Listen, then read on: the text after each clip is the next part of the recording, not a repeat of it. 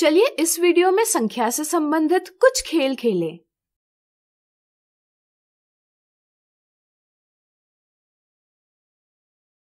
कोई भी 2 अंकों की एक संख्या अपने मन में लीजिए। अब इस संख्या के अंकों को पलट दीजिए। अब नई संख्या को प्रारंभिक संख्या के साथ जोड़िए। अब प्राप्त संख्या को 11 से भाग दीजिए। अब आपको जरूर शेषफल 0 प्राप्त हुआ होगा, है ना? चलिए जानते हैं यह खेल कैसे काम करता है। मान लीजिए हमने 2 अंकों की एक संख्या चुनी 63। अब इस संख्या के अंकों को पलटकर हमें संख्या 36 प्राप्त होगी। अब नई संख्या को प्रारंभिक संख्या के साथ जोड़ने पर हमें 63 धन 36 बराबर 99 प्राप्त होता है। अब हम संख्या 99 को 11 से भाग देने पर हमें भागफल 9 और शेषफल 0 प्राप्त होता है। इसी प्रकार यह खेल सभी 2 अंकों वाली संख्याओं के लिए मान्य होगा। चलिए अब समझे ऐसा क्यों हुआ।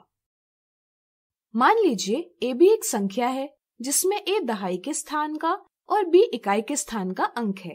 पहले वीडियो में हमने सीखा कि हम ab को व्यापक रूप यानी जनरल फॉर्म में 10 गुणा a धन b लिख सकते हैं।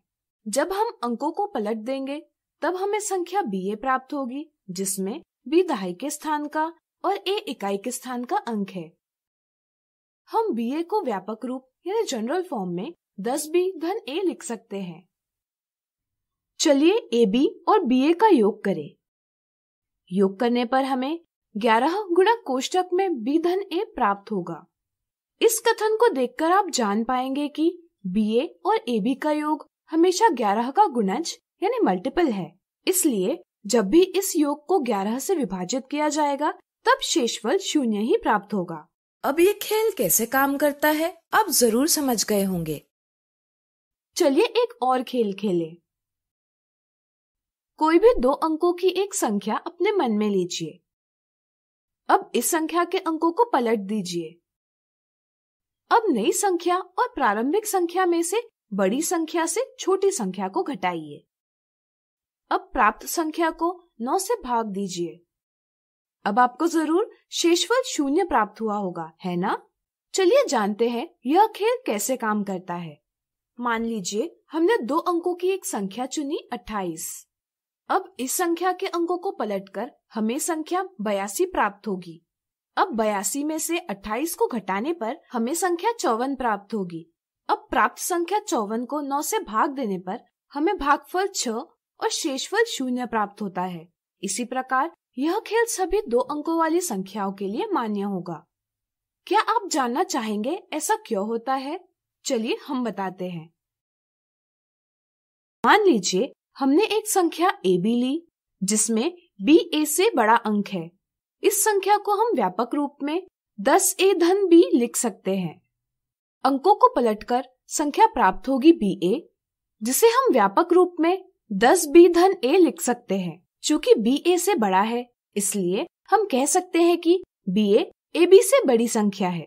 तो चलिए बड़ी संख्या ba से छोटी संख्या ab को घटाएं।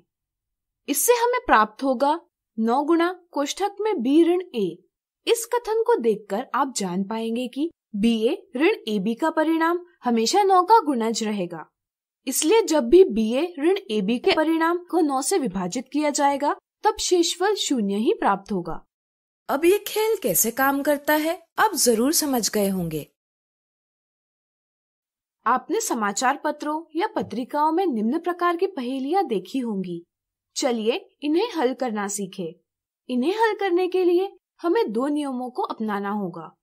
पहला, प्रत्येक अक्षर केवल एक अंक और एक अंक केवल एक अक्षर को निरूपित करता है। दूसरा, संख्या का पहला अंक 0 नहीं हो सकता। चलिए इन नियमों की सहायता से दी गई पहेली को हल करें। हम देखते हैं कि 4 और b का योग ऐसी संख्या है जिसकी इकाई पर 3 आता है। तो क्या आप बता सकते हैं b का मान क्या होगा? सोचिए सोचिए। चलिए हम बताते हैं। अगर हम b का मान 9 ले तो 4 धन 9 बराबर 13 आता है। यह वांछित संख्या है जिसकी इकाई पर 3 है। b का मान 9 के स्थान पर अन्य कोई भी अंक लिया जाए तो हमें 4 और उस अंक का मान ऐसी संख्या प्राप्त नहीं होती जिसके इकाई पर 3 है। इस तरह से हमने पता कर लिया है कि b का मान 9 है। ध्यान रहे, हम b का मान 19 नहीं ले सकते क्योंकि नियम के अनुसार एक अक्षर केवल एक अंक को और एक अंक केवल एक अक्षर को निरूपित करता है।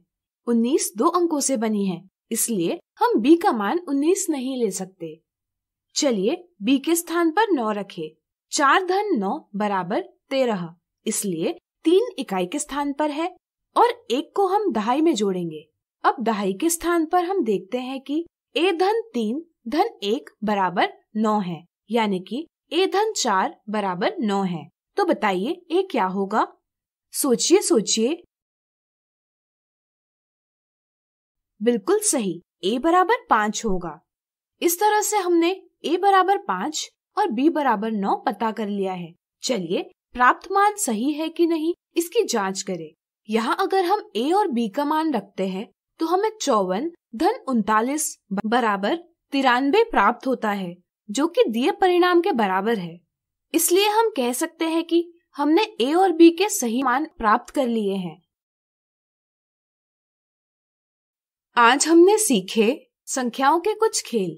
अगले वीडियो में कुछ दिलचस्प उदाहरण देखेंगे।